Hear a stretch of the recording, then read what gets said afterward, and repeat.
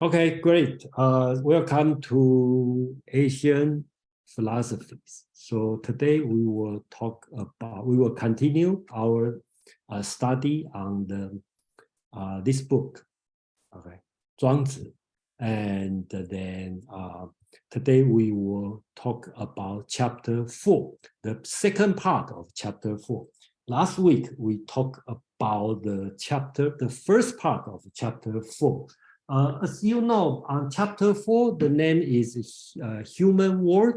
That means Zhuang Zi, this book, is not only talk about the other world, okay, leave this world, like a lot of people think back to nature, not deal with the secular world.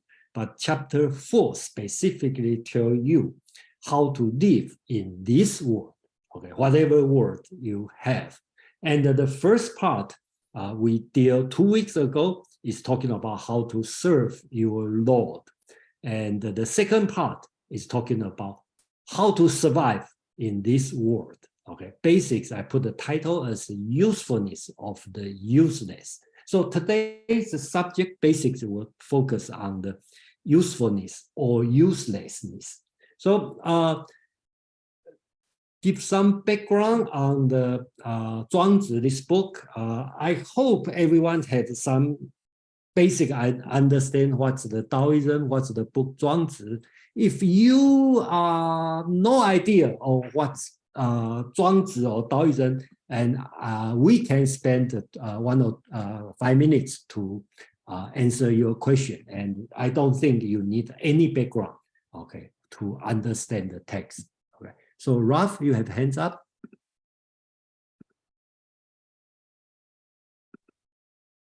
Okay, I guess this goes back to the first part of it, and I don't know whether you dealt with this before, but of course, one or more of the characters in the books is talking to Confucius. Mm-hmm. Now, Taoism is usually contrasted with Confucianism, and yet here Confucius seems to be presented as a spokesperson for Taoism. I wonder if could you comment on that? Yes, I will comment. Just give me, let me go through 2 slides. I'm going to talk about this. And that's very important. Okay. So right now we talk about in the chapter. So Ralph, make sure I will answer this question. And if I forget in 10 minutes, okay, and please remind me. Okay. We are dealing with inner chapter, which has 7 chapters, total has 33 chapters, okay? And the inner chapter being considered as the Zhuang Zi's personal writing. But of course, historically, some scholar may debate on this, but let's assume that's Zhuang Zi, the master's writing. And if you look at this 7 chapter, it's a very comprehensive philosophy. It includes every field in philosophy. So you can see the first one, the happy excursion, which is deal with the ideal situation. Then you go to the basic theory of his philosophy. You talk about equality of things, then move to chapter 3, which is talking about the title is the fundamentals for cultivation of life.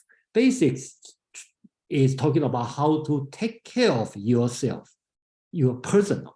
And the chapter 4, which we are going to talk about this week, and we deal with 2 weeks ago, is talking about the human world. That means as a person, you live in this society. How do you behave? Okay. And next week, we talk about the virtue, because all philosophers will talk about virtue. So chapter 5 is very important because it's about the virtue in Taoism. Chapter 6 move to religion, and chapter 7, I think the translator call it the philosopher king. I hope it's not misleading to like Plato's Republic, but it's talking about political, what's the ideal sage king in Zhuang Zi's point of view. The book we use is Zhuang Zi, and today probably I will say only one version. That's this version, which is compiled by Guo Xiang. Okay, and he is the philosopher lived on 250 AD, which is about 500 years after Zhuang Zi. So he has his own interpretation. Some part we disagree, but the book is he compiled and he put his commentary on that. So whenever in the writing, if you see the red text, that means Guo Xiang's interpretation. And the translation English version we use is Fung You Lan. He is the student of Zhang Zi from Columbia. He got his PhD degree and go back to China, and he did the translation. And we will follow his translation. And he also put his own comment. So I will put it in the blue text. That means that's his comment. And sometimes I put the purple text. That's my comment. So I encourage you to think about what's your comment. How do you understand this one? So basics, that's the, I just put a list on all the chapter, and the basic, they have the question, try to answer. We focus on chapter 4 today here. 2 weeks ago, that chapter 4 had the nature division of 2 parts. First part talking about how to serve your Lord. Okay, so just like Ralph asked, that's Confucius speaking. Okay. Second part, which we will focus today, basics, is talking about how to survive in this world. And then you remember the title, I put a tree on that. So we will answer why we put the tree on that. So that's all. And I will go, I'm not going to go through this one unless, okay, but basically I put a list on every chapter. And the Zhuang Zi's writing is quite interesting, okay, because every chapter has different format. For example, chapter 1, basics. He talked about the animal, big and the small. Then second part, talk about this word and that word. Talk about usefulness and the uselessness. That's under chapter 1. Chapter 2, if you remember, and I take about 2 weeks to finish it and end with butterfly dream. And this one is the most difficult one. They have the 4 dialogue and a very long dialogue. And then, but this one is the fundamental of Zhuang Zi's theory. And the chapter 3, if you remember, that would be the very famous story about the cook Din, the butcher, how to cut a knife, cut a ox, and then never change his knife for 19 years. But the essence of this one is talking about how to live, how to take care of yourself, how to live well. And remember, I want to focus on one thing important is about, in the chapter 3, also talk about knowledge. Because from now on, knowledge is important. Unlike most of philosophers, like Plato or Confucius, knowledge is important to pursue knowledge. Okay, love to pursue knowledge. But Zhuang Zi or Taoism thinking about knowledge is different. They warn you knowledge has, in this world, they have infinite knowledge to pursue. And then your life is limited. So if you use your limited life to pursue the unlimited knowledge, it's in danger. So we're not going to talk about this one, but please put this one in your mind. Okay, the knowledge is not always good. Virtue also has some not always good. So please put in this in your mind, and then we will go more, detail today and also specifically next week. So chapter 4, that's what we are going to do. And then basically they have, I divided to 3 parts. The first part talking about how to serve your Lord. Okay, include the 3 dialogue, 3 stories. Okay, and the part 2 is talk about how to survive in this world. So basically they have the 4 story, and don't worry, these 4 story are very short, and they have a conclusion. One song, okay, one ode of Phoenix, that's very famous, and then have some conclusion about usefulness of the useless. So that's complete the book, chapter 4 on this one. And I thought I can finish the 3 story from that 2 weeks ago, but turned out I didn't. I only finished 2. So today I'm going to continue on the third story for the stories about tutoring a young tyrant. So right now I'm going to answer Rob's question about the Confucius in the book of Zhuang Zi. So Confucius in Zhuang Zi have two roles, and you will see in the book 4, not book 4, chapter 4, you will see two kinds of Confucius. So in 2 weeks ago, we talked about these two dialogue. One is Yan Hui, who is Confucius' best student, has a mission to the state of Wei. And the second story is the an ambassador. Okay, he wants to visit the state of Qi. He's worried, so he asks Confucius, "What shall I do?" Okay, so in these two stories, Confucius is a Taoism teacher. So basically, when Confucius is teaching somebody in Zhuang Zi, he is the great Taoism teacher. Okay, so don't mistake it. So if you feel confused, you just use your pencil to cross out Confucius, change to Zhuang Zi. Okay, that would be correct. Okay, and that's Zhuang Zi's humanist because he wants to make fun of Confucian scholar. So he used Confucius to talk about Taoism. But be careful on this part also, because in next chapter, chapter 5, you will see Confucius pray as the great Taoism teacher, but all of a sudden the other even greater, much greater Taoism teacher come up to say something better than Confucius, the Taoist Confucius talk about. So that's the game Zhuang Zi is playing, but it's not going to see today, but next week you will see Confucius, a great Taoism teacher. But then later on, they have another guy come in and say, "Oh, okay, that's great, but I have even better thing than this." So that's the way Zhuang Zi present his philosophy. Another situation you will see today at the end is Confucius was mentioned. He's not teaching. Okay, he was mentioned. When he was mentioned, he would be the real Confucius. So Zhuang Zi will not say, "Oh, Confucius is a bad guy. He's totally wrong. He's an idiot." No, he never said that. He always present Confucius as a great moral teacher. And then people complain about, you bring more harm than benefit to this world. Okay, so you will see at the end of today. So you will see Confucius have two different roles in Zhuang Zi, and that's very important. So Ralph, do I answer your question? Okay, so I think that's very important, and then to me that's Zhuang Zi's humorous. Okay, so but please remember, none of the story of Confucius in Zhuang Zi is true. Okay, there's no way can be true. Okay, that's Zhuang Zi's.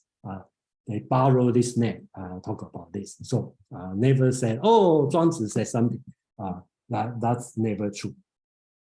So I will stop here for if anybody have a question before officially start. And I know some people may not be here for last week. So that's the slide. If you want, later on you can review by yourself. And then I put the A1, A2, A3 because the part A have a 3 story. And then, so right now I'm going to jump to this part, tutoring a young tyrant. So part A, basics is the format is set up in this way.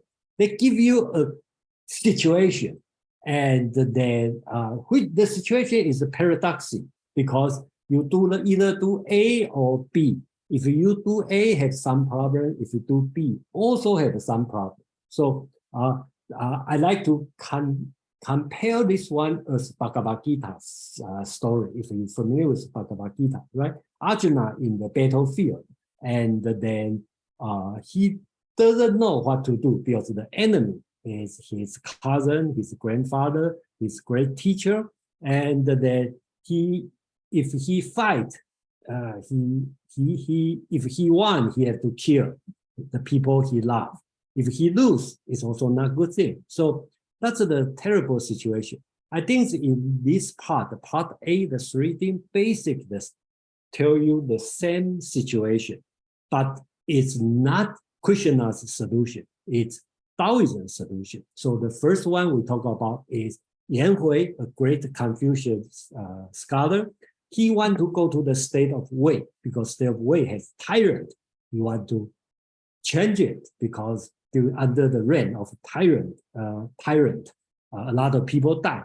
But he knows Confucius told him, the Taoism Confucius told him, it's dangerous. You go there, if you know, he is not going to listen to you and you will be killed. Okay. So you put yourself in danger. Okay. So Confucius' solution is fasting of mind. Okay. And what do you mean fasting of mind? That means no prejudice, not thinking about many things, and just be empty, go there. Second situation is talk about ambassador. Okay, he is going to stay of Shih and to send the message. So this one basically, you know, you talking about if you are successful, you have the problem of you also feel not good. If you fail, of course, you are not good, not feel good. What am I going to do? Confucius, and this Confucius, Taoism, Confucius tell him, there's two things you need to do. One is the destiny. One is your duty. Okay. So, you know, you have no choice but go. But remember, the word has no exaggeration. You just send the message, no exaggeration.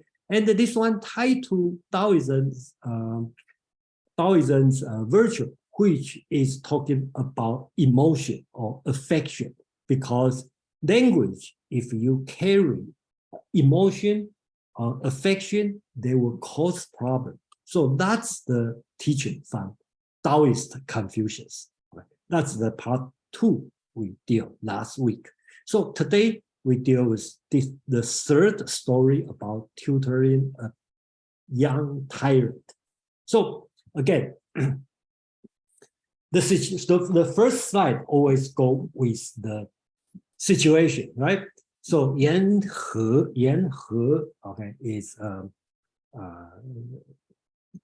scholar. Let's assume he's a scholar. Was about to become tutor of the eldest son of Duke Lin of the state of Wei. Okay, so it's the crown prince, I assume. Accordingly, he consulted Qu Boyu. Okay, Qu Boyu here is the Taoism master. Okay, I'm not sure he's a real person or not, but this name show up a few times in Zhuang Zi's writing. So we just assume he is the great Taoist master. Say that's Yan He's question. Okay, here's a man whose disposition is naturally of low order.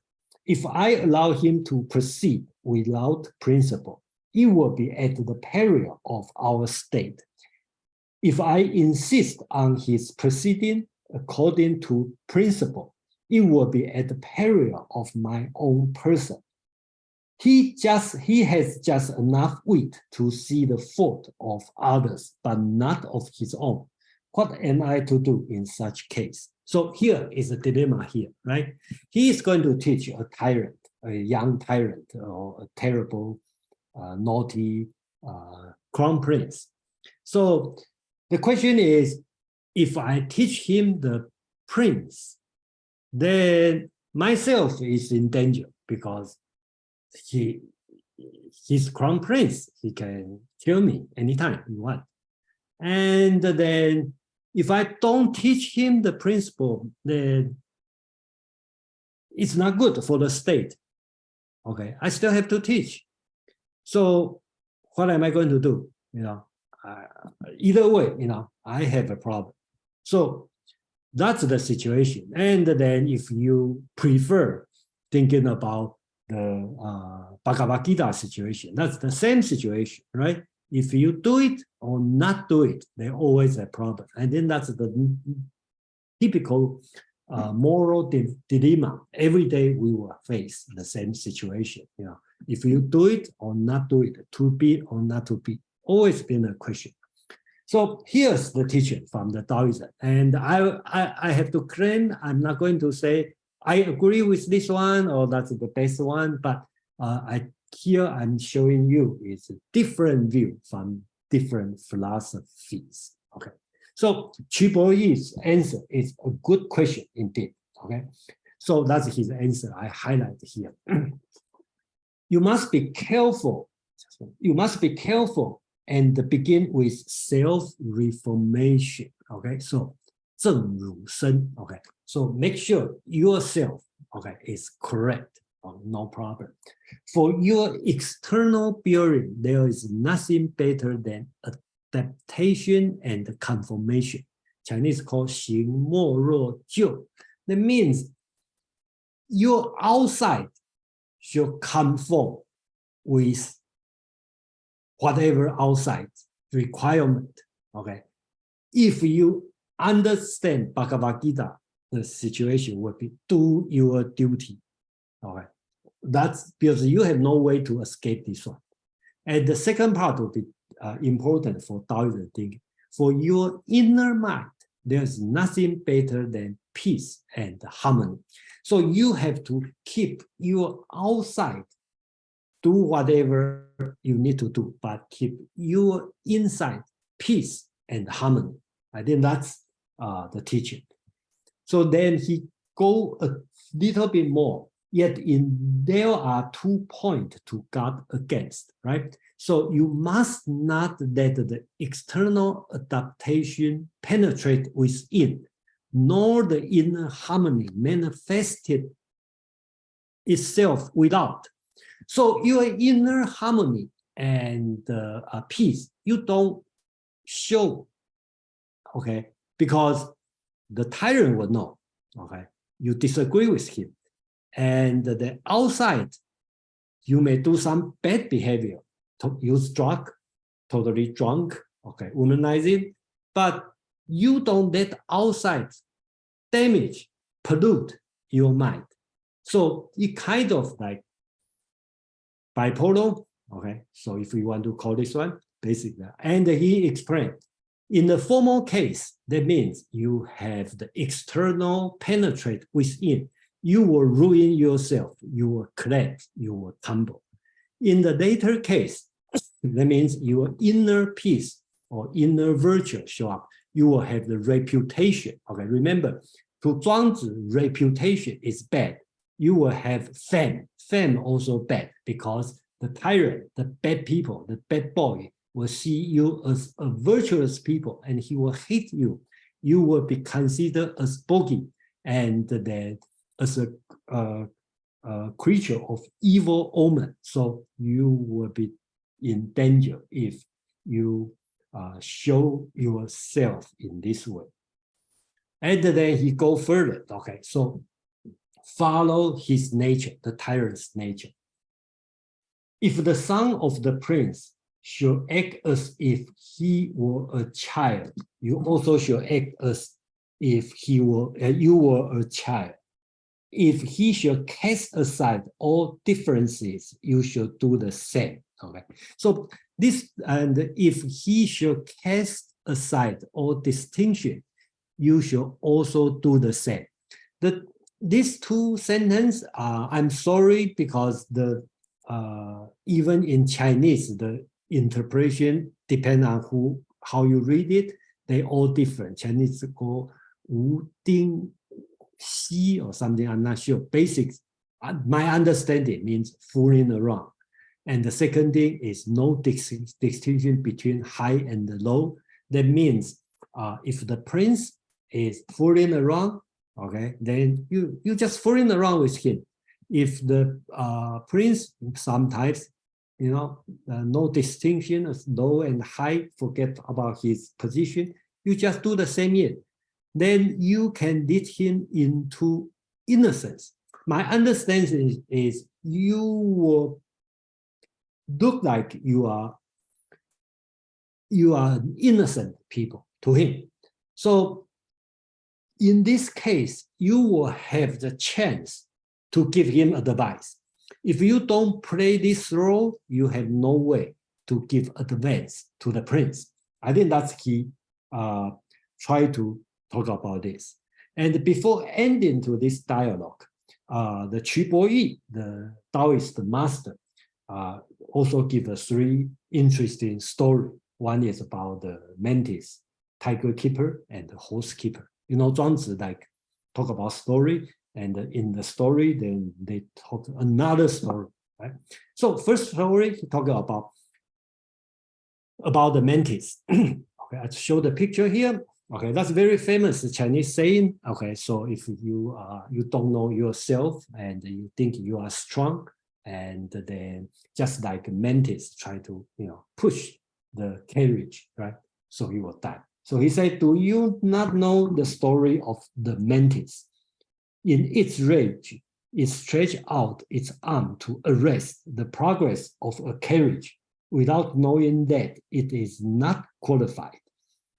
It thinks its ability is excellent. Be on your guard. Be careful. If you always show your excellence to the son of the prince and thus offend him, probably you yourself will be in danger. So here, this saying become very famous. I think all people speak Chinese know this saying called 螳臂挡车. That means the mantis arm to defend a carriage, a wheel. So everybody know it's not going to work. But who doesn't know? Confucian scholar doesn't know. They think they are, Confucian scholars think they are excellent. They have a great virtue.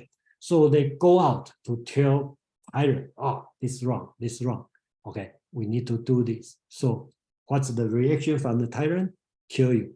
That's very simple, okay? Because why you tell me this, right? And you just want to show me you are better than me. The easy way is kill you. So I think that's the Taoist is talking about.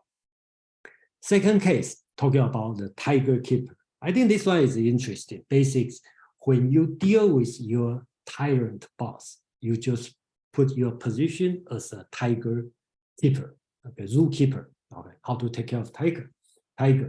Do you not know how the keeper of tiger do?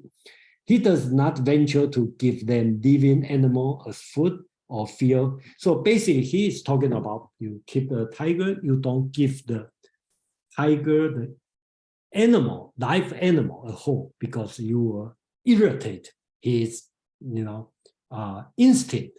Okay, so you always cut the meat to give the tiger. You have to understand tiger's personality, one call, or the nature of the tiger. Then tiger will listen to you. Okay, so the tiger are, so finally he said the tiger are of different species from man, yet they try to please the keeper. That is because the keeper adapt himself to the tiger. There are some who act against the nature of tiger. This the tiger will kill. So just put the position, assuming you are the tiger keeper. Okay, don't irritate the tiger with the live animal. Okay, don't irritate the tiger. Okay, just follow tiger's nature, and then tiger will listen to you. I think that's important. So another way to look at it is in Taoism teaching, you always have to protect yourself first. Then you have the way to make advance. If you don't protect yourself, then the situation is you just increase one more victim. Okay, I think that's Taoist teacher try to say. Okay, the final example, he's talking about the horse keeper. Those who are fond of horses use basket and jars for receiving the dung and the urine for the horses. Sometimes mosquitoes and gadflies light on them, on the horses, and then unexpectedly to the animal. The groom brush them off. The result is that the horse break the bit and hurt the groom's head and the chest. The groom intends to do something good, but the end, what he intends to do is lost. Okay, so basically that's important, right? So the groom, the horse keeper, he loves the horse so much. So when he see the mosquito or the gadfly on the horse, so he just brush out to help the horse. But what's the horse's reaction? Kick the keeper, because that's the natural reaction, and he got killed. So that's the warning sign. You should see your situation, be very careful to serve the tyrant. So Fung You Lan said the best way to deal with man is act accordingly with his nature. So that's finished the first part of the chapter 4 about serving your boss, you can put it this way. So I will stop here for a few minutes discussion. If you basically this we talked about 2 stories last week, and then one story here about the how to tutor a tyrant. So basically, I see the similarity on these 3 basics. They give you a difficult situation, okay, do or not to do, and then that's the teaching. And I see this situation is very similar to Bhagavad Gita's story, right? So, and you will see both teaching from Hinduism and the Taoism teaching, they have their own similarity, okay? And both have like, you have to do, then you have to do the duty. But Bhagavad Gita in Hinduism thinking, more like, let go the result, right? Don't think about the result, because result is in God's hand. You don't think about, but you just perform the duty. Don't think about I do it. Think about the Brahman, the God, it's doing this. Okay, that's I just perform the duty. That's Bhagavad Gita's teaching. But in Taoism teaching is you have no way around. You have to, if you become an ambassador, you have to do it. If you become a tyrant, you have to tutoring the tyrant, you have to do it. Do it outside it, okay? But internally, you have to protect yourself. Don't cross the border and put yourself in a dangerous situation, and also keep yourself harmony and peaceful, so you can preserve yourself. And when you got a chance, you can move forward to give advice, can do something. I think that's the Taoism teaching in this situation. So Ralph, please. Okay, could you go back to the previous slide? Just out of curiosity, what is the relevance of that first sentence? Why would somebody use baskets and jars for collecting the dung and urine of the horses? Any I think idea he what just that's tried about? to, yeah, it's a little bit ridiculous. I think Zhuang Zi, remember, this Zhuang Zi is this book being viewed as, also I said in the university, being taught in the philosophy department and also being taught in the literature department. So this one is belong to the Southern Chinese literature. And then his writing, I think you can imagine this here. He's describing a horse keeper. He is so much love about the horse. So he used basket to hold the dung and the urine for the horse. Not traditionally people do this way, but Zhuang Zi just used his word to describe how much love, this guy to his horses, but turned out got killed by the horse. So,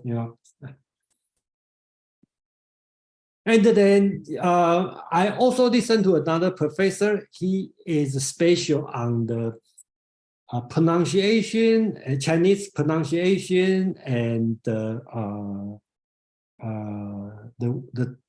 word, the character development. So it also have a lot to say on this one. So the text in original Chinese has been very rich, and in here I only present the the philosophy part and sort of literature part. Any other comment, question before I move to the second part?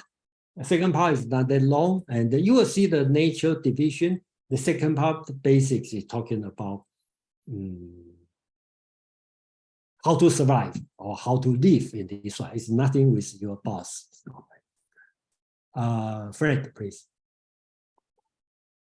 In this section, the paragraph, I like this when it says a man whose disposition is naturally of a low order. That is a real diplomatic, euphemistic way of saying that your boss is a real jerkwad. So I like that. But then it follows on, and the advice. Let's see. Yes, maybe the previous. You mean this one? Yeah, that one. Here's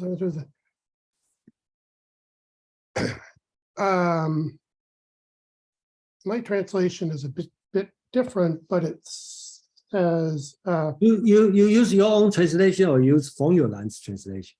It's a different translation. Okay, yeah. I think it's along the same lines.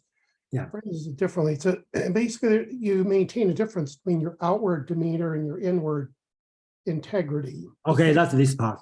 Yeah. There we go. Yeah. External bearing and your inner mind. Yeah. And this part where it says, but don't let the external adaptation penetrate within, nor the inner harmony manifest itself without. Mm-hmm. That seems to pose a real moral dilemma, how you maintain that sort of separation. How far can you adapt yourself externally without it affecting your inner harmony? How much can you maintain an inner harmony without it manifesting itself externally? Mm-hmm. In other words, will you lie externally in order to maintain some personal integrity internally? It just seems like it's a solution that raises more questions ethically than it solves. I wonder if that's developed further in Zhuang Zi. Yeah, thank you. That's a very important question here, because we all have some doctrine in our mind. Okay, thou shalt not lie. Okay, you never lie. Okay, and then, but I think in Zhuang Zi, I don't see any part to tell you never lie. Okay, so you don't have to be honest. Okay. Because I don't see you have to, if I think about you are ugly, I don't have to say you are ugly. I can say you are handsome. Okay. So it's not a problem for Taoism teaching. Okay. And at least I don't see that. He just tell you the word is just like a song of the nature, the meaning, what's true, what's not true. So if you get rid of these things, okay, you just put a target on in outside, conform what you do with the people, get drunk, fooling around, okay? But inside your mind, you keep your peaceful, intact, virtual mind, but never show your virtue. I think next chapter will be very important to tell you. Unlike Confucius' teaching will show you're virtuous to influence your neighbor. Okay, no, Zhuang Zi is not going to talk about this. It's dangerous because why you show off your virtue, or because you want to the name, you want to get the fame, same as the tyrant. You are no different than the tyrant. You are competing. Who is better? That's it. So if you do this way, you have a problem. So that's my interpretation. And of course, I think every moral teaching, unless you go to the extreme, I never lie. If somebody kill me, I still never lie. Okay, do you have the when Nazi come, say you have the Jews hide under the basement? Say yes. Okay, then because you never lie, so that would be the easy solution. But Zhuang Zi is talking about this. So this brings to mind Hilary Mantel's really excellent historical fiction, bringing up bodies and etc. I think it's a trilogy. She writes about Cromwell, the advisor to the somewhat unhinged King Henry VIII, and it considers this in great detail, how much you can compromise to maintain some sort of external influence with a good intent, how much you can do that without basically selling yourself out. Mm-hmm. Yeah, of course, there's no fixed answer, but I think the Zhuang Zi's teaching basics is just give you this one as an option. At least that's the way I read it. Okay, and then how am I going to follow this one? I don't know. You know, only do it when the situation happened. But I will remember this one. At least it's a choice. Yeah. We have a Bill and a Joe. Thanks. My attention was caught by the same set of lines. And on one hand, I agree with the previous speaker. I think it was Fred, who said that this instruction to adapt on the outside but maintain inner harmony on the inside, in some situations it can create a moral dilemma, but not in all situations. So for example, suppose I'm with some people and conforming externally and adapting externally means that, you know, when they want to go play softball in the park, I go ahead and I join them and I play softball in the park, even though on the inside, I don't really want to play softball in the park. I want to, you know, go to the library and read some books. I'm not really committing a moral, you know, violation by, you know, putting my desire to read books in the library on the shelf for the afternoon and going playing, you know, softball in the park. It doesn't make me an immoral person. It might make me a person who's kind of not paying attention to what I want or need on the inside. But I don't know that that's a moral violation. So it kind of depends on the situation. And so I think that what it depends from situation to situation. It can either create a moral dilemma or it could create some other kind of dilemma. So I think the instruction here is larger than just a moral issue. And what I'd like to do is just illuminate the dichotomy it's pointing to. In some situations, it's a dichotomy between maintaining virtue of one's own character on the inside versus doing an unvirtuous thing on the outside, and that's the dichotomy. In other cases, it's simply a dichotomy between following others' lead versus following one's own lead. In other cases, it's a dichotomy between on the outside, letting one's emotions go up and down with the crowd versus on the inside, maintaining inner equanimity and harmony within oneself. And that's what he's accessing with this language, you know, about in your inner mind, nothing better than peace and harmony. In other words, not letting one's inner emotional state of consciousness go up and down with what's happening outside yourself. And that's the ability to do that is not, you know, does not create a moral dilemma. It's not about, you know, a moral issue. It's more about a meditation issue and, you know, cultivating inner states of consciousness. And from that angle, basically, and I'll close with this, it seems like what the author's doing with this two instructions, the instruction for what to do on the outside and the instruction for what to do on the inside, is basically instructing the reader to keep tabs on both domains at the same time.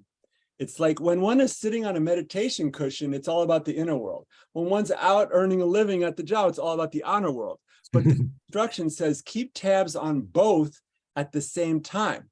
which in my experience is very difficult. So, but it has its reward. So I'll stop there. Thanks for listening. Well, thank you, Bill. And I'm very happy to all these comments. I'm not here to teach moral. And then, but that means, your question, your comment, all means, you know what Zhuang Zi is talking about. And then you ask me, okay, I will say moral dilemma, I just keep as a dilemma. And I have no problem to keep this one. So that's me. And then, then how to practice, and nobody say that's easy, but but the situation we face every day.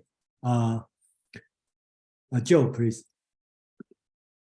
Yeah, I think you're right actually with your approach to comparing it to the Bhagavad Gita, in the sense that if your actions are selfless and they're not for your own gain and your own personal gain, and you're not attached to the outcome, then you can have inner tranquility. It's an idea of having a role of duty in this sense, in the sense that you're upholding the order of things. You're playing your role. So essentially, it's the same idea here: is that your role is to, to be a tutor. And I think in this particular instance, you may have your reservations, but that is not your choice. So that you have to play, and as long as you're not doing it at the expense of anyone else, then that's how you receive your inner tranquility. So I think this is just simply selfless action and duty ethics. Thank you, Joe. Madeline, and so we will, okay, let's go Madeline, and then we have to move on. Go Madeline, Sarah, and Ocean, then we have to move on. And we will have more chance to discuss. And then next week, when we talk about virtual, probably have more controversial thinking, okay, about virtual. So Madeline, please. Yes, thanks, Jason. So the scales have fallen from my eyes, and it's not just the cataract surgery. It's I had never really seen the connection between metaphysics and morals in my last few years of going to philosophy meetups. I was like, yeah, morals, just, do the right thing. And then last week, during Shashi's presentation, I was listening. I'm going to get to this in a second. I was listening and I thought, okay, so if you're fully in tune with your Dharma, then, and you're really in that flow, then anything you do in accordance with that is fine, including murder. I'm like, okay, that's fine. But then later on it was, and when you're, fully immersed in the world of Maya, the world of illusion, then you do all sorts of things like commit murder. And I thought, so how would this have played out in a court of justice at the time this was written? And then after the meetup, I thought, oh, this is the connection between metaphysics and morals. And now I'm seeing the connection here again between the metaphysics and the morals. So finally, I'm getting it. Thank you.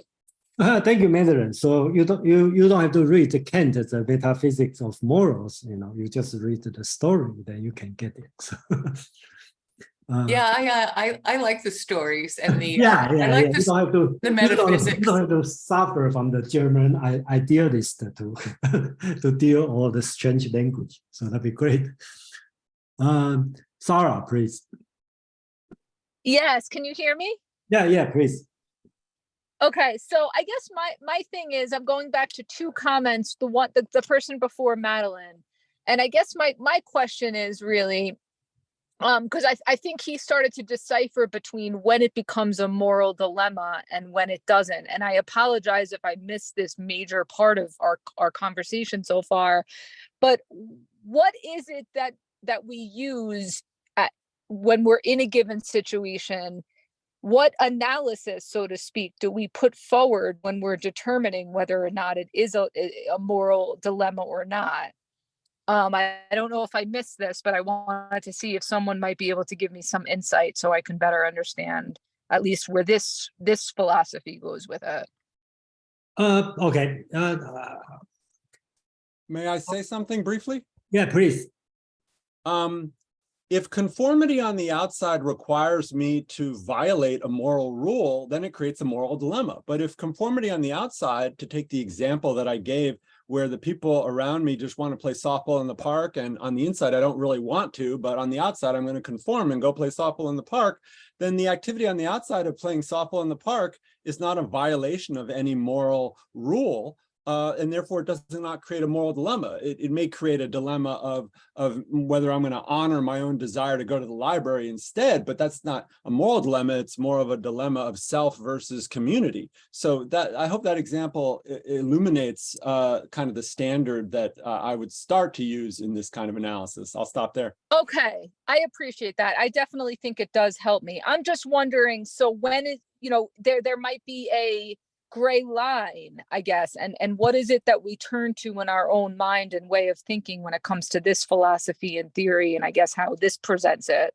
What do we turn to when we're determining if what the right thing to do is, and if do you get to a point where you question whether or not it's interfering with someone else's life, or it's impinging upon something within another person's life? Is that what we would say?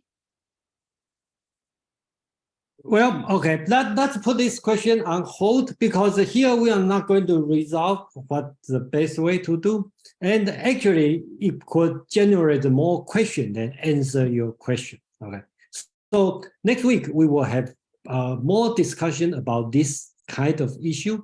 Please remember, that's forget about what you believe in your real life. Zhuang Zi, this philosopher, I think he tells us life and death is not much different. So don't worry about death. But he wants you preserve your life. Okay, even you don't afraid of death, but he wants you keep you alive, body healthy and survive. That's also important. There's no reason to be virtuous person and get killed, even you are not afraid of death.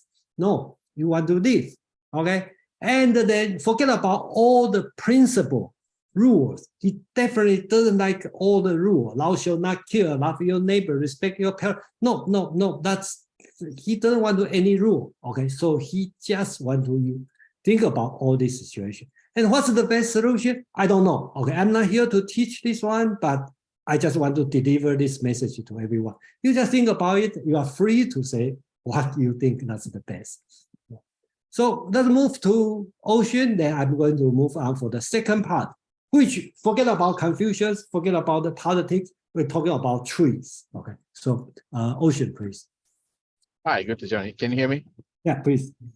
Yeah, I love this. And we Japanese say sonshi, but the sonsu, that's great. And I appreciate everybody commenting, Fred and the gentleman after that. And I'm glad Joseph mentioning about the Bhagavad Gita and quickly commenting each.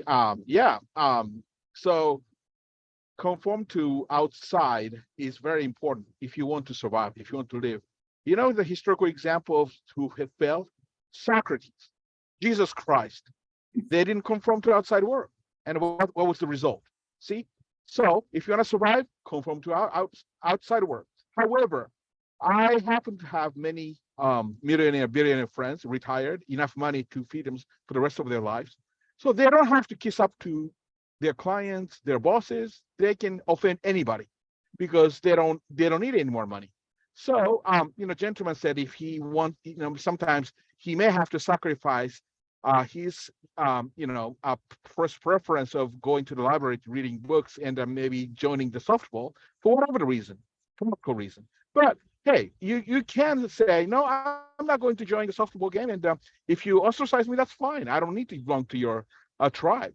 Some people can do that. Other people can't. And, I'm not retiring. So I am a great, kiss up. I don't have to kiss up to a lot of people. And I have a lot of powerful friends, because I conform to outside the world. Sometimes I sacrifice my first preference. So I absolutely treasure and love, appreciate these teachings, Jason. Thank you very much. So, it's up to you. The infinite variety of possibility depends on where you are. Sometimes you can say no and you can say yes. Okay. Now, some moral dilemma. Okay, well, we can go back to moral dilemma. I'm not going to mention that. But for Joseph, thank you for bringing up the Bhagavad Gita. I have several friends who are very good looking and a lot of girlfriends. Some of them are professional pickup artists, and some of them have like a lot of bastard kids, 10 babies with a lot of different women. And I told him, hey man, you live like a complete hedonistic, irresponsible guy. And you know what? What his excuse is, he's been seriously practicing in his own way. You know what? I'm not attaching anything.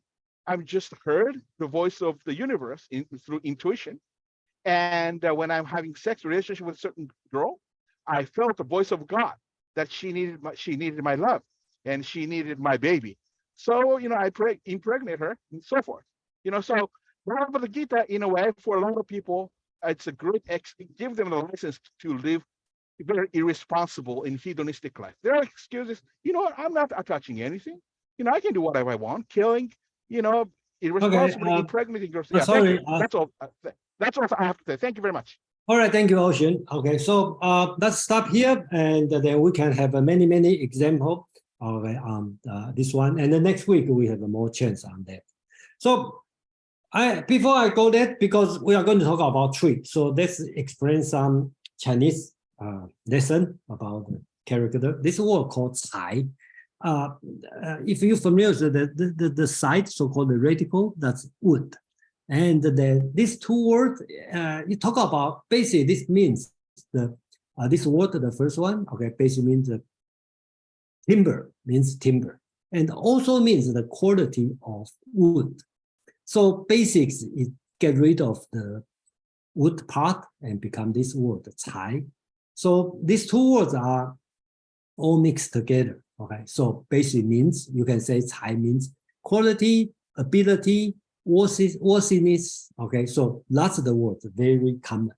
So to understand this word better, you can see the modern word we use in Chinese. I believe the matter from Hong Kong, China, Taiwan, Singapore, any place, probably all familiar with this word and have a familiar.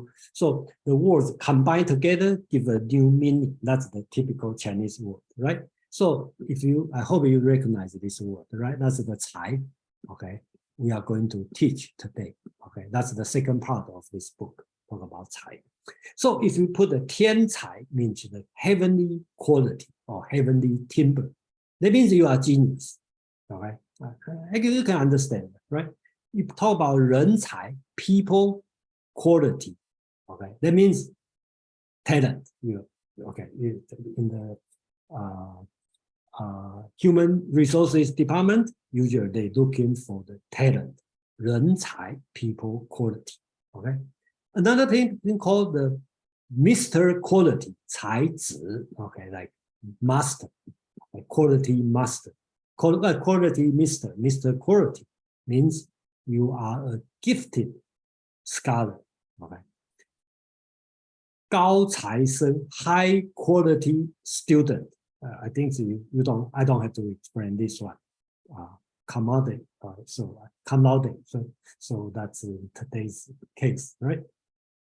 Funny thing is, if you have the slavish quality, then that means you are slave behavior, this kind of behavior. So I hope this one give you understand the word. The original talking about timber and become the worthiness, quality, ability. That's the meaning of this word. And then we're going to deal with the second part of chapter 4. And then we come with 4 stories. But the 4 stories are very short. And then, okay, let me answer. Let's have Madeline and Roth. Okay, Madeline, please. Yes, I just had a question, more in the metaphysical realm this time.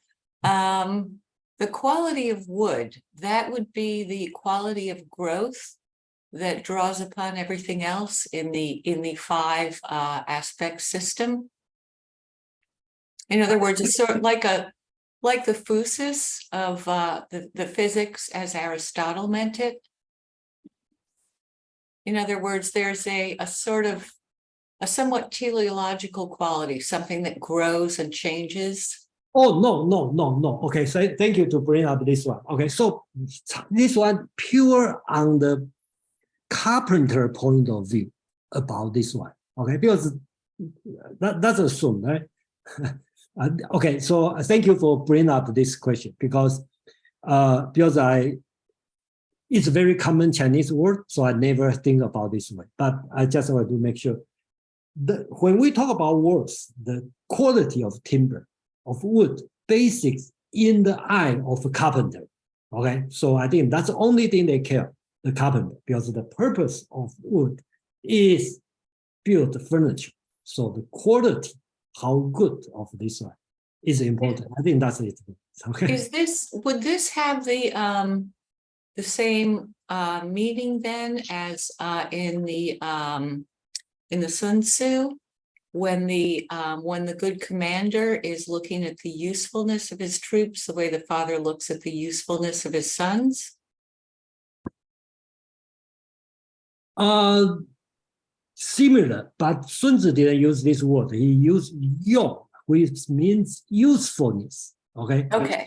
I think that's a good connection because you can say the same, right? In the carpenter point of view, that's a good quality of wood because it's useful to build my chair. So, which is useful. And you hit the point of today because is that good or not good? That's Zhuang Zi is going to tell you, right? Ross, please. Great, thank you. Okay, thanks. I was interested in the comparison of this version of Taoism with the Bhagavad Gita. Okay. I mean, I was rather put off with the Bhagavad Gita with this idea that life doesn't really mean anything. Okay, if you die, your immortal soul will go on living and you'll be reincarnated. So whether you lie or whether you kill, whether Arjuna slaughters his cousins and so on, doesn't make any difference. They're fine. Like human life doesn't mean anything. Whereas this thing, I must say, I prefer this because there is this idea. No, you don't want to die. Living is good. In fact, at the very beginning, what does it say? The perfect man of the ancients was required to take care of himself before taking care of others. So here, I think there's the idea of life is valuable, and at least implicitly, yeah, you want to get along with other people. You don't want to be killed. You don't want to kill other people. So it seems to me they are quite opposed in that sense. Thanks.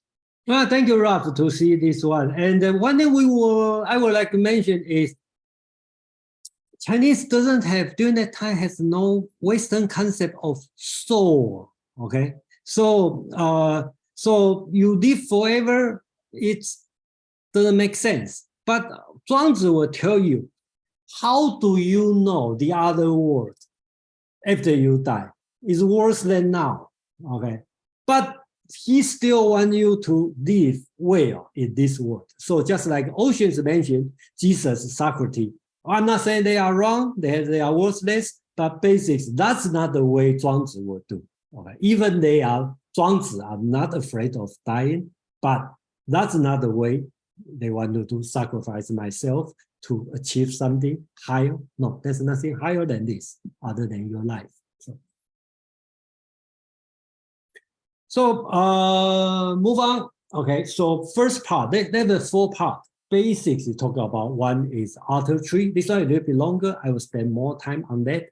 And they have the 3 story, talk about the worthless tree, and then the trouble of worthiness. Okay, so that's back to Madeline's question, right? Or you want to be worthless or be worthy. Okay, so then finally talk about a deformed man. Okay, so go to the first story.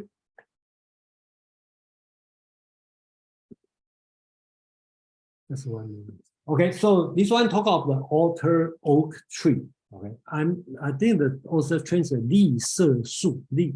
I'm not sure it's oak tree, but anyway, it's a big tree. Okay, a master mechanic called Shih. Okay, that's master mechanic Shih, okay. His name is Shih, and he is, let's say he's a carpenter, okay. And on his way to Qi, that's a big estate, come to Qu Yun, okay. So basic, that's just the place, okay. There he saw an oak tree which was used as the altar of the dead. The tree was so large that an ox standing behind it could not be seen. It measured 100 spans around and rose up to 80 cubits on the hill before it threw up any branches. Of the branches, there are 10 also, from each of whom both could be hollowed out. People come to see it in crowd as in a marketplace, but the master mechanic, Shih, okay, would not look at it and went on without stopping. His disciple, however, looked at it still, and they were tired. Then they ran on their master and said, the disciple asked the master, right? Since we follow you with our ox and the bears, we have never seen timber so good as this one. Why, sir, did you not look at it? Instead, you went on without stopping. Okay, so the disciples are curious, right? Why your master, this huge tree, you never think about to use this tree. The master said, stop, the wood is useless. The Chinese word called san mu, okay, so I think generally we can say it's useless. A boat made from it will sink, okay. A coffin or chair will quickly rot. An article of furniture will soon go to pieces. A door will be covered with exuding sap, because there was sap, okay, juice coming out. A pillar will be riddled with insect, will attract insect. So it is useless and good for nothing. Okay, so it's totally useless. That's bad quality tree. Okay, therefore, it has attained to so great an age. So that means old age. So the tree can grow that big. Why? Because it's no use. You want to make a boat, it will sink. You want to make a coffin, it will rot. If you want to make furniture, it's not strong enough. You want to make the door, you will attract the insects. So totally no use. So the story ends. So come further, okay? So when the master mechanic had come back, the altar tree appeared in his dream. So he had dreamed the altar tree come to the master mechanics, the carpenters in the dream. With what other trees will you compare me? Will you compare me with the ornament trees? There are hawthorn, pear tree, orange tree, pomelo tree, gourd, and others. That's all fruit tree. The fruits are knocked down when they are ripe, and the trees are abused. The large branches are broken, and the smaller one torn away. The life of these plants is suffering because of their productive ability. They, therefore, cannot complete their natural term of existence, but come to a premature end in the middle of their time and bring upon themselves destructive treatment from society. It is so with all things. For a long time, I learned to be useless. Learn to succeed in, for a long time, I learned to be useless, okay? Remember, you need to learn to be useless. It's just not like doing nothing, be useless. You have to learn to be useless, which is of greatest use for me. Remember, you have to, the great use of your skill is learn to be useless, okay? If I'm useful, could I have become so great? Moreover, okay, that's the warning to the carpenter. Moreover, you and I are both things. How can one thing pass judgment upon another? You are also a useless man and near death. How can you know the useless truth? So this one brings back to our second chapter, the equality of things. You and the tree. So on what point you judge me? Okay, say I'm useful, useless. Come on. I'm judging you, okay, as a person. The tree is judging the carpenter, right? So finally, when the master mechanic awoke, he told the dream to his disciple. If its intention, the tree's intention, it does the disciple ask the master, if the tree's intention to be useless, why does it serve as the altar of the spirit of the land? So remember, the tree is learned to be useless, but actually he's useful. He's being used for the altar, for the land, right? So the master's answer is be still, okay, quiet. And do not say a word. Remember, don't judge, even don't judge the tree. Actually, tree may judge you, okay?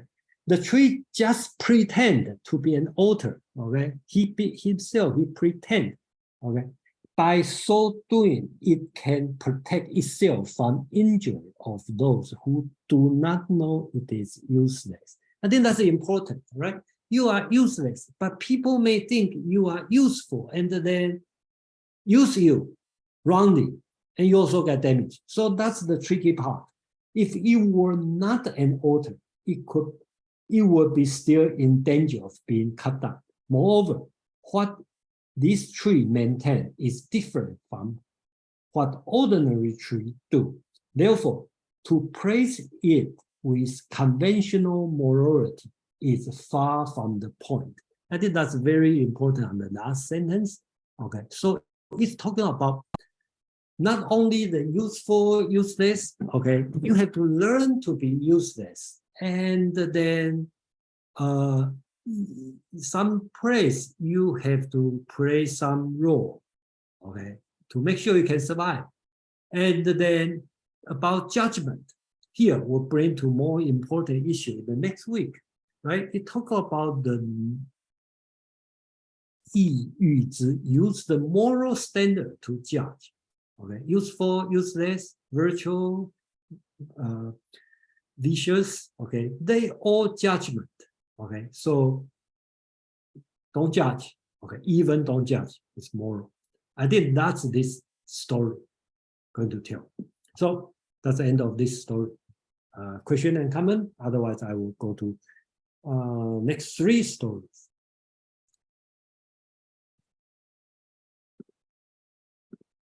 No comment? Okay, that's finished.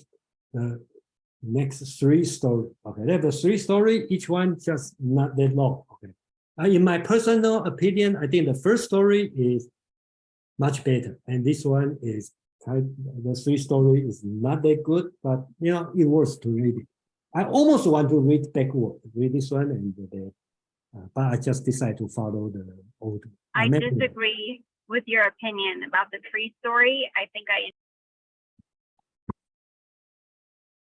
you disagree on the tree story? Yeah, I really like that one the most. Oh, yeah, I say that one is the best. I say the following three is not as good on this one. Okay, we will see later, you know, after we finish that, we can comment on which story is better. Madeline, please. Yeah, I don't mean to slow things down. I was just wondering, the types of trees that were listed as being useful, do they have any particular significance in the culture? Okay, that's put it straight. This culture is more on the south part, okay? So in southern part, same as in India, the banyan tree, and in Taiwan, I also see a lot of the huge tree. And usually this tree is associated with the altar for the land, because each piece of land, they will build and shrine or small temple. And then they all associate with the huge tree. Usually, I don't know in China, but Taiwan is banyan tree, same as in India. Okay, so that's a huge tree, and definitely it's useless because there's no fruit. And then I think next chapter will describe this kind of tree. it really is useless. So easy to survive for 100 years, or many 100 years. So.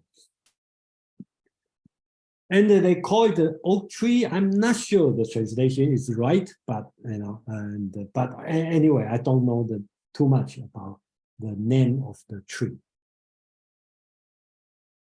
Okay, so Bill, please. Yeah, I just want to draw some attention to the word usefulness here, because it has multiple meanings. Later on, I think it's later, we see the story of a disabled man who's still able to earn a living by at least being useful to in certain employments where he can do a job at least well enough to be paid a wage. That's one kind of usefulness. And then, but a very different use of the word or meaning of the word usefulness in this tree story is really exploitation and vulnerability. To be useful as a tree that can be cut down and used in that way is really to be vulnerable to exploitation, to being used up and used out. And that's a very, very different meaning of the word usefulness than the disabled employable man. With the disabled employable man, it's the usefulness of mutual gains from exchange that are mutually beneficial. And the disabled man earns a living that is of net benefit for him by earning the wage. Whereas the tree that gets cut down and he's used in that way is taken advantage of in a way that's detrimental to the tree. So when the teaching says, don't be useful or pretend to be not useful, it's really talking about be sure not to be visible to others as vulnerable to being exploited, and do what you need to do to not be vulnerable to being exploited. It's not advice to avoid being useful in a mutually beneficial way in labor markets. I don't think it's that kind of advice. So I wanted to point out these distinctions to enable extraction of what the author is really getting at when he's saying, don't be useful. It's don't be vulnerable to exploitation, essentially. So I'll stop there. Yeah, thank you, Bill. And one thing we can think about is the same as the previous part, right? We talk about what's the appearance, your behavior outside and keep your inside. Same as usefulness and uselessness, right? So that's the two things you can call it the dilemma, okay, virtual dilemma, or you want to call the ability dilemma. That's the part Zhuang Zi want to get in. Okay, so we will go more on this one and even more deeper on the moral level in the next week. Second story, I'm going to continue for 3 stories, and each one is not that long. Okay, so first, Nan Bo Zi Qi, that's another guy, Taoist guy, okay, is wondering, again, we use the word wondering, okay, so that's the word, wondering about the height of sun, that's the place, okay. The tree is ridiculously huge, okay, so I'm going to read it through, okay, just don't ask question like, does it really have this kind of tree? Okay, the answer is no. So a large and extraordinary tree, 1,000 chariots might be sheltered under it, and its shade could cover them all. Ziqi, Nanbo Ziqi said, what tree is this? It must be a wonderful piece of timber. When he looked up, however, as its smaller branch, they were twisted and crooked and could not be made into rafters and beams. When he looked down at its root, its stem was divided into many round portions, and neither coffin nor shirt could be made from it. He digged one of the leaves, and his mouth felt torn and wounded. He smelled it. He became frantic as if intoxicated for more than 3 days. Sounds like cocoa or something, some drug. This indeed, said he, is a tree good for nothing. It can thus become so great. The spiritual man live with this kind of worthlessness. Okay, I just mentioned about the banyan tree in Taiwan, and I forget to show the picture.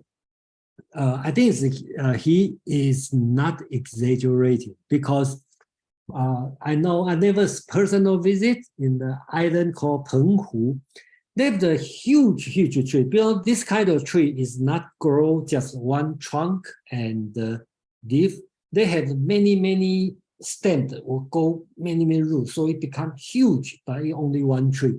I forget to show this picture. It's humongous, huge, huge. And so he said can cover 1,000 chariots. Is not too exaggerated because it's huge, huge, huge. Okay, so unbelievable. And then he talked about spiritual man. Remember, in the chapter 1, Zhuang Zi talking about the ultimate man has no self, spiritual man has no achievement, the sage has no name. So here he talk about the spiritual man has no achievement. Why he has no achievement? Because he is worthless. Okay. Madeline. You know, it's interesting because this tree, it's not only useless, it's if you mess with it, it's kind of harmful. And you know, it's toxic and it will hurt you, which seems to be kind of in contradiction to the earlier section we were just discussing about the sort of go along to get along in the world approach to things. Well, one way you can think about it, if leaf is not poisonous, then the animal will eat. You know, so tree leaf. There's no giraffe, but otherwise, you know, some animal may eat the leaf, and then sometimes, you know, Chinese herb. A lot of people use the Chinese herb. Some are the tree leaf. So this leaf cannot be used for the medicine. So that's also the benefit, you know, in this case. Fred. It's interesting that you should mention that the banyan tree, because not only is it extremely large, but to make the point that's made in the text, it's also pretty useless for construction. Banyan wood is soft and spongy. It can't be used for construction, doesn't burn. So it's kind of useless in that respect. And yet it's one of the longest lived trees, sacred in India, these parts of India. So it's interesting that kind of makes the point about the usefulness and uselessness. And yeah, I think. Yeah, when I read this text, and I also think about my childhood in Taiwan. It's really a lot of banyan tree, okay, different version from India, but it's really just like Fred said. I cannot think about any single way to use it, other for the kids to climb up, and there's no other use for that. You know, so that's why it always grows so big. Okay, this third story. Okay, here it's going to tell you the problem if you are useful. Joe, please. You know, I'll save my question for actually. It's a question for about the spiritual man, but we can okay. So that's back to it. Yeah. Okay, let me finish this two and to the deformed man. Okay, so basically the first one talking about the useless. This one is talking about the if you are worthiness. Okay, what's going on? Okay, in Song, okay, that's a state, a small state. There's district called Jingshi, that's the area, okay? There cut plus, cypress, mulberry tree grow well, okay? Those of them which are one span or two in circumference are cut down by person who want to make posts to tie their monkeys. So sounds like the southern part of China, they keep monkey as a pet. So those which are 3 or 4 spans round are cut down by those who want beams for their lofty houses. Those of 7 and 8 spans are cut down by noblemen and the rich merchant who want a single plant for the side of coffin. In consequence, the tree cannot complete their natural term of life, but come to premature and under ox and bear in the middle of their growth. This is the trouble of their worthiness, right? They are worthy trees, so they never live long. Therefore, in sacrifice, this one is interesting. In the ox have a white forehead, pigs that have turned up stout, and the men who are suffering from hemorrhoid cannot be used as offering for the Yellow River. This all the wizard, I talk about the shaman, okay? No, they consider this creature as being unfortunate, but on this very account, the spiritual men consider them as being very fortunate. So here, I think the interesting part is this: the person who's suffering from hemorrhoid. Okay, so I think that's because during that time, they are in the south of the Yellow River. They have a lot of flood, so they will throw the animal, even people, as a sacrificing for the spiritual of the river. So the deformed pig, ox, and the person with hemorrhoid, okay, were not used for sacrifice. So considered as good. The shaman, okay, sees, oh, this guy is unfortunate, so don't sacrifice. But for the person, it's lucky. So if you are a cow or a pig, if you don't grow well, then you don't be used for sacrifice. So so that's the thing talk about. So let me finish this one. For the final part is the deformed man. There was a deformed man called Zhi Li Su. Okay, he called Zhi Li Su. Zhi Li means deformed. Okay, and his name is Su. This one will tie to next chapter, because this one is the end of. Oh no, not the end. Okay. His chin was hidden in his navel, and then his shoulder were higher than crown of his head. His spinal column point to the sky. The opening of his 5 viscera were all, I think he talked about the 5 organs, were all turned upward. His high bone were like ribs. By sharpening needles and washing clothes, he was able to make a living. By sifting rice and cleaning it, he was able to support 10 individuals, his family. So this guy is a hunchback, or you can think about it as Quasimodo, right? This kind of person, because again, I just want to mention a lot of time Zhuang Zi's writing being read as literature. So all these are literature description, and the words usually is very beautiful language. Okay. When the government was calling out soldiers, he wandered among them and wandered again. He still wandered around among them. There was no need to hide himself, because during that time, the warring state government constantly draft people as a soldier. So people would try not to be drafted, but he didn't worry.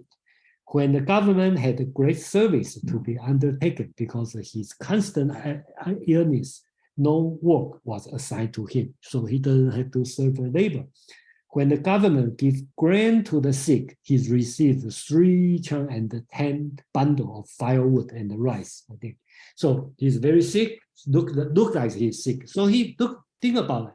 This guy looks very sick, very deformed, but actually he's not really sick. So he's capable to do work, but just doesn't look good.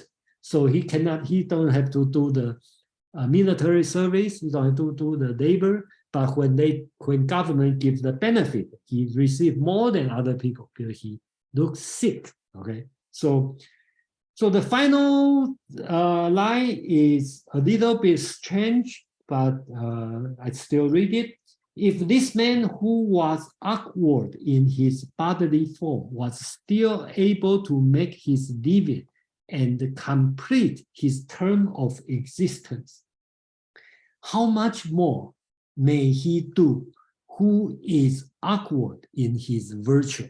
So here's like 2 things he's talking about. This guy, Zhi Li Su, Su, he is awkward in his bodily form, so-called Zhi Li Qi Xing. His body is awkward. And he talked about he can survive. Then how about the people is awkward in his virtue.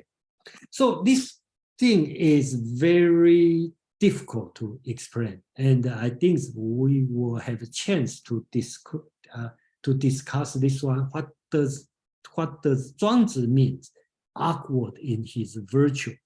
For sure, Zhuang Zi is not talking about somebody is immoral, killing people, stealing money, doing all bad things. No, I think he's talking about he is not the standard way as a virtuous people. Just like Zhi Li Shu, not a standard healthy person, normal people. So I think Zhuang Zi want to talk about is that's my interpretation. He probably want you to think about being awkward in your virtue. You don't have to follow the standards virtuous teaching. That's my interpretation, but it's difficult, and I'm not sure there's many different interpretations. And before I go to Bill's question, then I will finish the Guo Xiang's interpretation.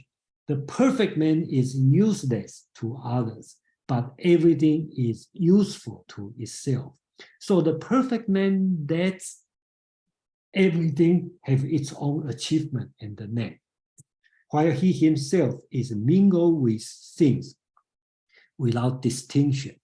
Therefore, he is free from harm of human world and always receive real benefit. This is he who is awkward in his virtue.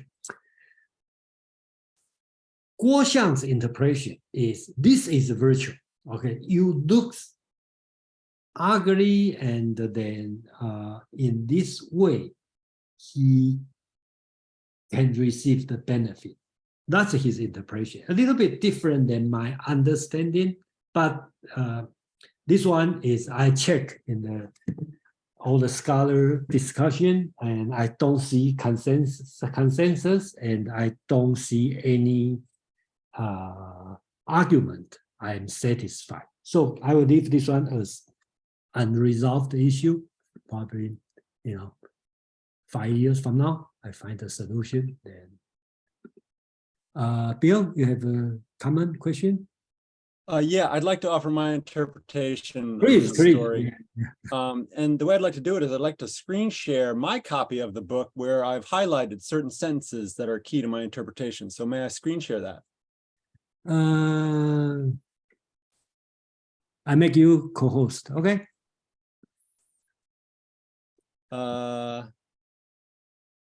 Okay. There. So can you guys see that? No. Oh, I see it. Yeah. Okay. Okay. So my interpretation is based on a distinction between two kinds of economic value that a person can be to others in labor markets. The first kind is socially undistinctive economic value. The second kind is socially distinctive economic value. Okay, so the disabled man exemplifies socially undistinctive economic value, and that's shown by this highlighted sentence. By sharpening needles and washing clothes, he was able to make a living. By sifting rice and cleaning it, he was able to support 10 individuals. Okay, so it's economic value in labor markets. He's doing labor and receiving a wage that enables him to pay his bills, but it's socially undistinctive. Okay,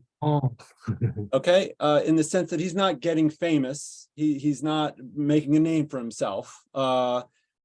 And now, on the other hand, there's socially distinctive economic value, which makes a name for the person and establishes the reputation. And that goes down to the next sentence here I've highlighted. The perfect man lets everything have its own achievement and name, its own socially distinctive economic value, while he himself is mingled with things without distinction. He's just being of economic value in labor markets without distinction, okay? And then that gives rise to the next sentence.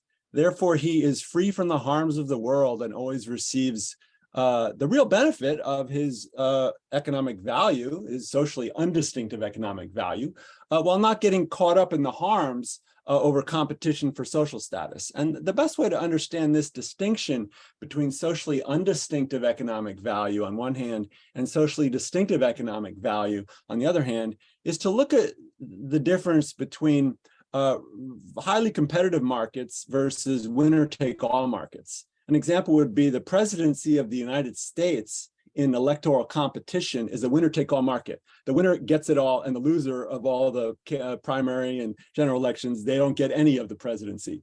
And what you see there is a lot of people attacking each other to try to tear down their reputations.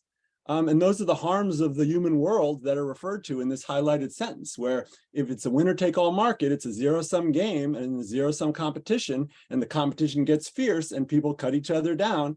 Whereas in the highly competitive markets, it's not zero-sum, it's mutually beneficial, and highly competitive markets lift all boats, and you don't really see fierce tearing down type of competition. You just see, people earning their living, sifting rice and cleaning it and sharpening needles and washing clothes. And the reputation for social status doesn't really have anything to do with it. They're just doing their job. So that's the advice here.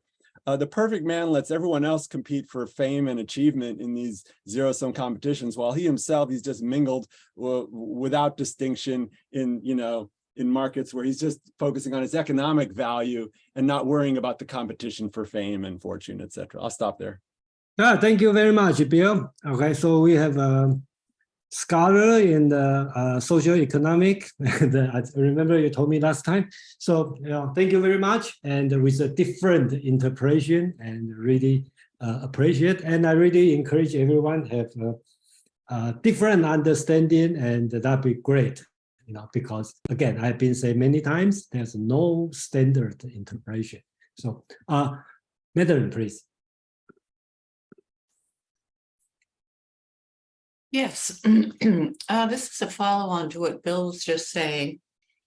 Earlier in the chapter, I believe in the first part, there was a discussion of people who use their virtue and use their knowledge for advancement. And so maybe someone who is awkward in his virtue is someone who is not using his virtue for advancement in the world. In other words, he's taking his place in the world. He's being a worker among workers, but he's not trying to stand out in any way. Yeah, thank you, Madeline. Yeah, yes, that's another way to look at. Yeah. So I'm going to finish this one with the final part, okay? So this one is a song, okay? Old song. And I think this one, let me see. Okay, I'm going to do this one because this one is a very good song. And then if you read the Confucius in the book 18, in Analects, also have the similar song. So I'm going to show both. Basics, Zhuang Zi kind of change, okay, the one in Analects. So of course, we believe the Analects is true and the Zhuang Zi is a fable. Okay. So let me read this one. That's the final, when Confucius, okay, this Confucius is the Confucian Confucius, no more Taoist Confucius, okay? So Zhuang Zi is going to not really make fun of him, but there's a complaint about this Confucius, not the Taoist Confucius. When Confucius went to Chu, okay, Chu is the southern state, very south, and there's no record. Confucius traveled around to different states, but he never been to Chu. Okay, I don't think he go there because that one is still considered as a barbarian. Okay, so he's not interested in that place. So, Jie Yu, okay, that's a person, a madman. Okay, 狂人. I think the right translation, I think I would prefer called fanatic.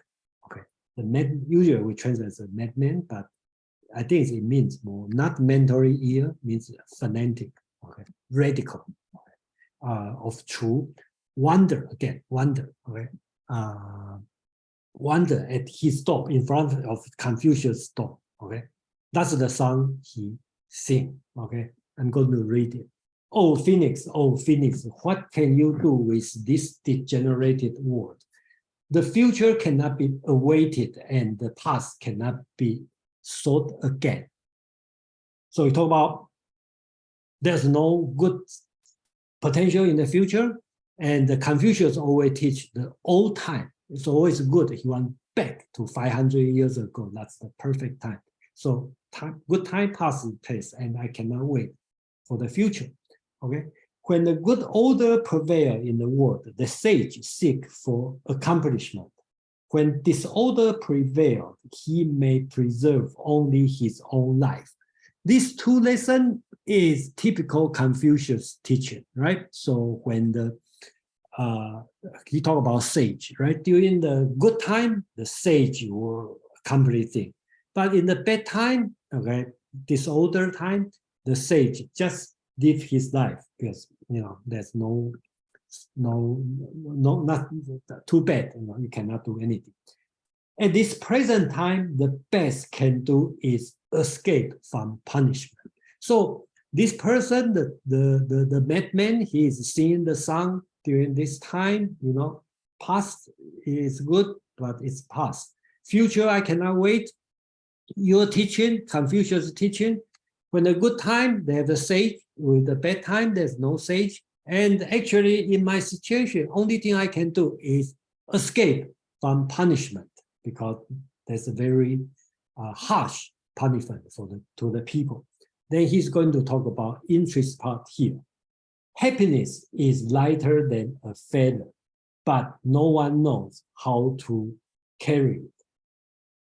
Calamity is heavier than the earth, yet no one knows how to avoid it. So here he's talking about the happiness actually is easy to get, as light as feather, but nobody want to pursue the happiness. Calamity is heavier than earth. It's so heavy, but nobody know how to avoid it. The stupid, most of people are stupid. I think he talked about Confucian scholar. Okay, they don't pursue happiness. They don't try to avoid the calamity. So here is a complaint to Confucius. You're approaching men with your virtues must stop. Your behaving with mock regulation is dangerous. Okay, so here, these two lines I highlight. His complaint to the Confucius teaching, right? You're teaching about virtue. You must stop this teaching. Your behavior with the regulation, okay, is dangerous. So here he's talking about why people not pursue happiness, which is easy, okay? Because why people doesn't know how to avoid calamity. Because Confucius teaching, okay, you're approaching men with virtue must stop. Behaving with mock regulations is dangerous. So he talk about what he's going to do. I avoid notoriety, lest my path be injured. I walk crookedly, that my feet be hurt, lest my feet be hurt. There is a song. I think that's a beautiful song on this one. And I like to compare with the song in the Confucius Analect, book 18. Okay, so same song, different song. He said the madman, same story. The madman encountered chariot of Confucius was driving. So in the Analect, Confucius doesn't go to the state of Chu. Actually, if the people from Chu come to some state and the Confucius pass by, and then he sing the song, finish, how virtue has withered. What is past is beyond repairing. What is to come is still worth pursuing. Remember, in the end of the talk about worth pursuing, and in Zhuang Zi said, I cannot wait. He said, enough, dangerous now for those who at court. So we're talking about today's situation. It's a dangerous situation. Confucius stepped on, wishing to speak to him, but the madman hurried to dodge away, and the Confucius was unable to speak to him. So that's the song final on this one. And then, as usual, Zhuang Zi will put the final comment on this one. So I will end from this side, and then we give 10 minutes, 15 minutes, we can discuss. And later on, I have another story. I'm not going to talk the story, but you can read by yourself. Or one thing is I may bring up, because that's a very famous story. So let me finish with the last part, usefulness of the useless, right? The mountain tree caused themselves to be cut. The grease caused itself to be fried. Okay. The cinnamon tree can be eaten, and therefore it is cut down. The varnish tree actually is a decor tree, is useful, and therefore incisions are made in it. All men know the usefulness of the useful, but not that the usefulness of the useless. So I will end this one. I will explain the decor tree here, and then I don't know the decor tree there, but I know in Taiwan they have one kind of tree similar to the decor tree. People still use it. Not now, but when I was a kid, people still use the strong smelling, and that one is used to protect the wood, right? So you will treat the parasite. So it's very important. So if you see this part, right, you can see Zhuang Zi used a lot of tree as an example. So we know what's his profession. You know, he didn't get a really high-ranking job. He's a gardener. So he probably doing the gardener to take care of the decor tree, okay, in the royal garden, something like this. That's probably his job. That's why he used a lot of tree as an example. Just like Confucius and Confucius, we suspect Confucius' job, okay, could be the funeral service, right? Because he talked about mourning, talked about worship, talked about death. You know, he never talked about afterlife, but talk about the ritual that could be reflect, you know, his job as a funeral service. That's Confucius. And then Zhuang Zi, very possible, is a gardener. So he knows a lot of tree, he uses a lot of name of tree. So, and in the southern part, because a lot of tree are more in the, apparent in south part of China. So I will stop here for today, and next week we will talk about chapter 5, which is on virtue, talk about the virtue, and then I think you will continue from this one, right? Remember chapter 3, talk about yourself, how to take care of yourself. And chapter 4, talk about how to live in this society. Chapter 5, next week, we talk about the virtue. Okay, so Zhuang Zi is going to give you a different kind of virtue. You probably don't see in other philosophy, except I think Nietzsche is the one close. I think, you know. So yeah, let's stop for a few minutes, and then if you have a question, comment, yeah, please.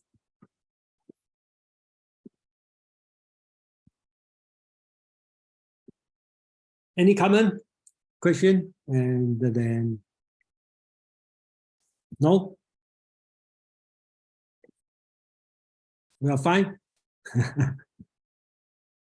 No any word? Anybody want to say the final words? No. So, or everybody ready to go?